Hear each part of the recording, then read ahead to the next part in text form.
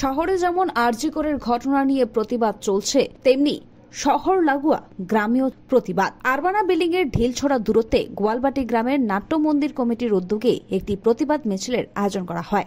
আরজি করের ঘটনায় বিচার চায় এই দাবি করা হয় তাদের পক্ষ থেকে।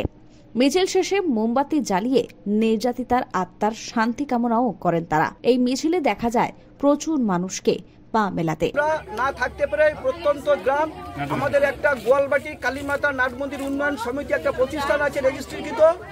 আমরা মনে করেছি আমরা আমাদের গ্রামের মা বোনদের নিয়ে আমরাও সচেতনভাবে আমাদের নারী সমাজকে আমরাও জানাতে চাই, এরকম পাশে থেকে আগামী দিন আমাদের ঘরের মা বোনদের উপর কোনো রকম এরকম আক্রমণ না উঠে আসে, তার প্রতিবাদ আজকে আমরা সোচ্চার হয়েছি।